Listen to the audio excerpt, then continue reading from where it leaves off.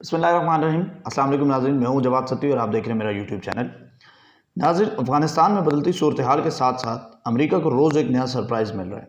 और आज जो अमेरिका को अफ़गानिस्तान के अंदर सरप्राइज़ मिला है वो ये है नाज़रीन कि वो जदीद असला जो अमेरिका अफ़गानिस्तान में तालिबान के ख़िलाफ़ इस्तेमाल कर रहा था गुज़श्ता 20 बरस से, और वो जदीद तरीन असला टेक्नोलॉजी के लिहाज से जो वो अमेरिका तालिबान के ख़िलाफ़ अफ़गानिस्तान की सरज़मीन पर इस्तेमाल करता रहा 20 बरस, आज वो असला तालिबान के अपने हाथ लग गया। और इस वक्त अमरीकी सदर की नींदें हराम हैं, चूँकि उनके ऊपर इस कदर प्रेशर है।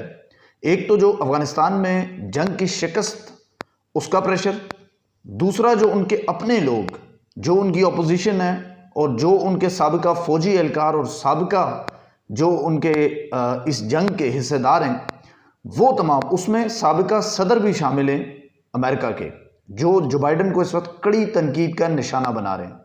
तो नाज़रीन, ये तमाम तर वो सिनेरियो है जो मैंने आपके साथ आज शेयर करना है।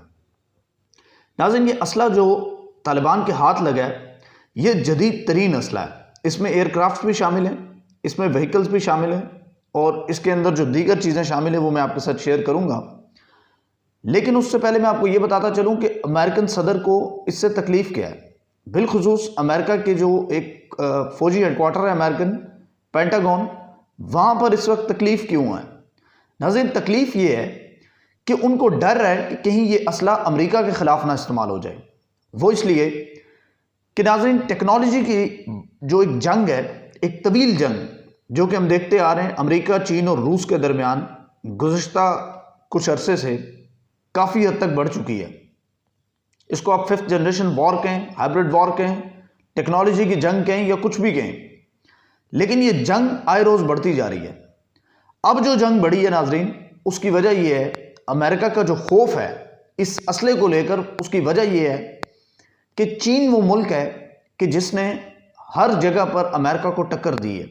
और अब अफ़गानिस्तान में शिकस्त के बाद और अमेरिका के डिफ़ॉल्ट होने के बाद अगर कोई ताकत पाकिस्तान और दुनिया के ममालिक जिसको तस्लीम कर रहे हैं बतौर सुपर पावर, तो वो चीन है।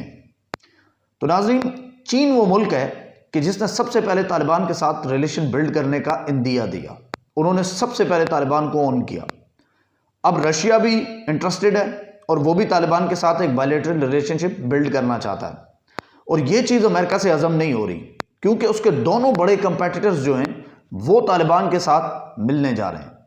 और ये जो असला तालिबान के हाथ लगा है, यकीनन ये वो टेक्नोलॉजी है जो अमेरिका ने अब तक हिडन रखी थी, लेकिन अब ये मज़ीद हिडन नहीं रख सकता अमेरिका, क्योंकि ये तालिबान के हाथ लग चुकी है।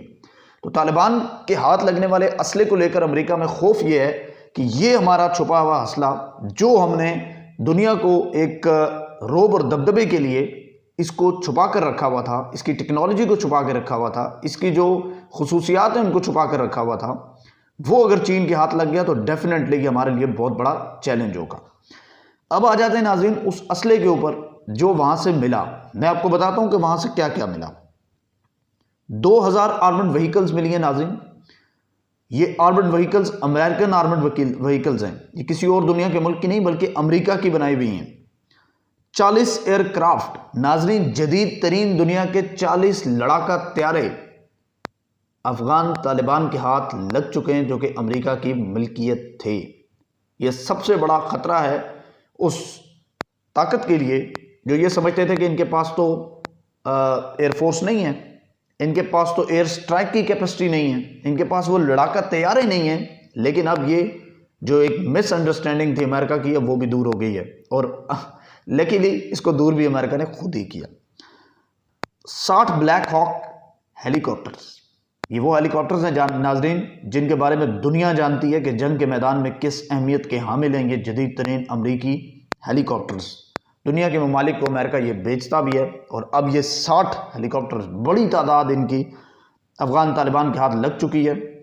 और तीसरी बल्कि चौथी जो सबसे इम्पॉर्टेंट चीज़ है नाज़रीन, ये वो बायोमेट्रिक डिवाइसेस अफ़गान तालिबान के हाथ लगी हैं, जिसके अंदर ये तमाम तर रिकॉर्ड मौजूद था कि अफ़गान तालिबान के ख़िलाफ़, यानी नेटो के हक़ में जो ममालिक और जो नेटो के ख़िलाफ़ जो लोग काम करते, उन लोगों से मुतल्लिक तमाम तर तफसीलात जो हैं वो तालिबान के हाथ लग चुकी हैं। तो नाज़रीन, ये यकीनन भारत के लिए, अफ़गानिस्तान में अमेरिका के लिए, ये उन ममालिक के लिए बड़ी तशवीश का बायस बन सकते हैं जिन्होंने तालिबान की मुखालफत भी की है और बिलखुसूस अशरफ गनी के साथ मिलकर तालिबान को माजी में नुकसान पहुँचाया। अब इस तनकीद को लेकर अमेरिका के अंदर अशरफ गनी और जो दीगर उनकी हुकूमत थी उसको लेकर भी बहुत तनकीद हुई अफ़गान सदर जो बाइडन के ऊपर, और डोनाल्ड ट्रंप ने यह इल्ज़ाम आयद किया कि वो इस काबिल ही नहीं थे अशरफ गनी साहब के उनसे मुज़ाकरात किए जाएँ। फिर जब जो बाइडन की गवर्नमेंट आई तो इनखला का फैसले में जल्दबाजी का इल्ज़ाम जो बाइडन को दिया गया कि उन्होंने बहुत जल्दबाजी की और अमेरिका को अफ़गानिस्तान को बेच दिया। ये इनके साबिक जनरल्स ने क्लेम किया। तीसरी इंपॉर्टेंट चीज़ नाज़रीन उस पर आता हूँ। अब अमेरिका के 25 सेनेटर्स जो कि रिपब्लिकन पार्टी से जिनका ताल्लुक है, उन्होंने एक ख़त लिखा है अमेरिकी वज़ीर दिफा जनरल ऑस्टिन को, और उन्होंने कहा है कि जनाब, बड़े शर्म की बात है, डूब मरने का मकाम है कि ये असला भी आप उन्हें दे आए, जंग भी आप हारे हैं, अब आप इसकी वजाहत करें। जिसकी वजह से एक अमेरिकन सेनेटर हैं, उन्होंने इसका जवाब दिया और उन्होंने ये भांडा खोला है इसका जो बाइडन का, और वो कहते हैं, जिनका नाम सेनेटर बिल कैसिडी है, उन्होंने अपने ट्विटर पैगाम में कहा है कि बाकायदा एयर स्ट्राइक का प्लान किया जा रहा है और हमारे ज़राए से ये कंफर्म हुआ है कि एयर स्ट्राइक के लिए जो बाइडन अहकामात जारी करने के बारे में संजीदगी से सोच रहे हैं और वो बहुत जल्द ये अहकामात जारी करेंगे। लेकिन आपको ये भी मालूम है कि 31 अगस्त तालिबान से मोहलत मिली हुई है अमेरिका को कि वो वहाँ से इवैक्यूएट करें अफ़गानिस्तान से अपनी फोर्सेस और अपने लोगों को। उसके बाद उनको किसी किस्म की कोई हमदर्दी नहीं दी जाएगी, और ये अगर ये एयर स्ट्राइक करते हैं तो डेफिनेटली तालिबान भी इसी किस्म की मुंह तोड़ कार्रवाई इनके साथ भी करेंगे। लेकिन अमेरिका फ़िलहाल ये सोच रहा है कि किसी तरह वो असला किसी के हाथ ना लगे, लिहाजा हम एयर स्ट्राइक करें चीन और रूस और पाकिस्तान के साथ, वो असला ना कहीं तालिबान शेयर कर दें जिसको हम वहाँ पर अपनी टेक्नोलॉजी को छोड़ कर आए जान बचाते वक्त। तो ये तालिबान के ख़िलाफ़ अमेरिकी सदर का एक प्लान है कि उसको एयर स्ट्राइक करके तबाह कर दिया जाए ताकि वो किसी के हाथ न लग सके। ये वो मकरू इरादा है जो बाइडन का, जो वो तालिबान के ख़िलाफ़ प्लान कर रहे हैं। अब इस असले को तालिबान कैसे इस्तेमाल करते हैं, इस असले को लेकर तालिबान की क्या पॉलिसी होगी, इस असले को लेकर तालिबान किस मुल्क के साथ ये टेक्नोलॉजी शेयर कर सकते हैं या नहीं कर सकते, ये वक्त बताएगा। और नाज़रीन, ये वो अहम तरीन ख़बर थी जो कि मैंने आपके साथ शेयर की। आज के लिए इतना ही। इसके साथ ही मुझे इजाज़त दीजिएगा। अपना बहुत सारा ख्याल रखिएगा। हमारा चैनल सब्सक्राइब कीजिए। अल्लाह हाफ़िज़।